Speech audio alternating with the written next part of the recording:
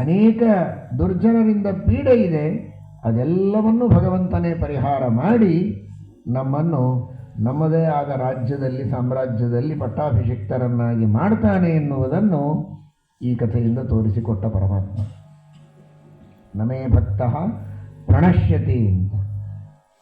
ಅನನ್ಯಾಶ್ಚಿಂತಯಂತೋ ಮಾಂ ಯೇ ಜನಾಃ ಪರ್ಯುಪಾಸತೆ ತೇಷಾಂ ನಿತ್ಯಾಭಿಯುಕ್ತಾನಾಂ ಯೋಗಕ್ಷೇಮಂ ಮಹಾಮ್ಯಹಂ ಅಂತ ಕೃಷ್ಣ ಏನು ಹೇಳ್ತಾನೆ, ಅದು ಕೃಷ್ಣನ ಸಂದೇಶ ಮಾತ್ರ ಅಲ್ಲ, ಅದು ಭಗವಂತನ ಎಲ್ಲ ಅವತಾರಗಳ ಸಂದೇಶ, ಎಲ್ಲ ಅವತಾರಗಳ ಸಂಕಲ್ಪ, ಎಲ್ಲ ಅವತಾರಗಳ ನಿರ್ಧಾರ ಅದು. ಹಾಗಾಗಿ ತನ್ನನ್ನು ನಂಬಿ ಬಂದ ವಿಭೀಷಣ, ಅವನಿಗೆ ಪರಮಾತ್ಮ ಪಟ್ಟಾಭಿಷೇಕ ಮಾಡುವ ಮೂಲಕ ಯಾರೇ ನನ್ನನ್ನು ನಂಬಿ ಬಂದರೂ ಅವನ ಎದುರಿನಲ್ಲಿ ಎಂಥ ದುಷ್ಟಶಕ್ತಿಯೇ ಇದ್ದರೂ ಅದನ್ನು ದೂರ ಮಾಡಿ ನಾನು ಅವನನ್ನು ರಕ್ಷಣೆ ಮಾಡುತ್ತೇನೆ ಅಂತ ರಾಮದೇವರು ತೋರಿಸಿದರು. ಮಾ ಅಂದರೆ ಸಂಪತ್ತು, ರಾಜ್ಯದ ಸಂಪತ್ತು.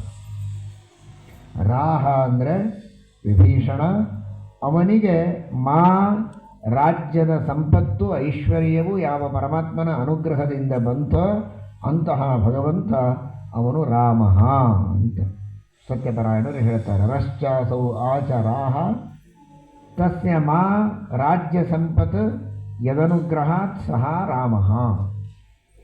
ಅಂತಹ ಪರಮಾತ್ಮನನ್ನು ನಾವು ನಿತ್ಯದಲ್ಲಿ ಚಿಂತನೆ ಮಾಡ್ತಾ ಇದ್ದರೆ ನಮಗೆ ಎಲ್ಲವೂ ಸಿಗತ್ತೆ. ವಿಭೀಷಣನಂತೆ ಧರ್ಮ ಮಾಡುವ ನಿಷ್ಠೆ, ಎಂತಹ ವಾತಾವರಣದೊಳಗೂ ಶ್ರದ್ಧೆಯಿಂದ ನಮ್ಮ ಕರ್ತವ್ಯಗಳನ್ನು ಅನುಷ್ಠಾನ ಮಾಡುವಂತಹ ಒಂದು ಯೋಗ್ಯತೆ, ಶಕ್ತಿ, ಸದವಕಾಶ, ಜೊತೆಗೆ ಅದರಿಂದ ಪರಮಾತ್ಮ ಪ್ರಸನ್ನನಾಗಿ ನಮ್ಮಿಂದ ಇನ್ನಷ್ಟು ಹೆಚ್ಚಿನ ಸತ್ಕಾರ್ಯಗಳನ್ನು ಮಾಡಿಸಿ ನಮ್ಮದೇ ಆದ ಸಾಮ್ರಾಜ್ಯದಲ್ಲಿ ನಮ್ಮನ್ನು ಪಟ್ಟಾಭಿಷಿಕ್ತರನ್ನಾಗಿ ಮಾಡುತ್ತಾನೆ ಅನ್ನುವ ಒಂದು ತತ್ವವನ್ನು ಈ ನಾಮದ ಹಿನ್ನೆಲೆಯಲ್ಲಿ ನಾವು ಚಿಂತನೆ ಮಾಡಬಹುದು.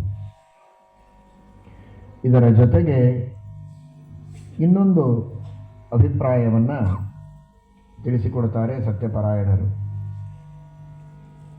ಶ್ರೀರಾಮಚಂದ್ರ ದಂಡಕಾರಣ್ಯದಲ್ಲಿ ವಾಸ ಮಾಡಿದ್ದ. ದಂಡಕಾರಣ್ಯ ವಾಸಕೃತ ಅಂತ. ದಂಡಕಾರಣ್ಯದಲ್ಲಿ ಶ್ರೀರಾಮಚಂದ್ರ ವಾಸ ಮಾಡುವ ಮೂಲಕ ನಮಗೆಲ್ಲ ಏನು ತಿಳಿಸಿಕೊಟ್ಟಿದ್ದಾನೆ ಅಂದರೆ, ಒಂದು ದೇವರು ದೇವತಾ ಕಾರ್ಯವನ್ನು ಮಾಡೋದು. ತ್ರಿದಶ ಮುನಿಕೃತೇರಣ್ಯಮೇ ಅವಿವೇಶ ಅಂತ ದೇವತೆಗಳ ಪ್ರಾರ್ಥನೆ ಇತ್ತು. ಋಷಿ ಮುನಿಗಳಿಗೆ ಬಂದ ಕಷ್ಟಗಳನ್ನು ಪರಿಹಾರ ಮಾಡಬೇಕು, ರಾಕ್ಷಸರ ಅಸುರರ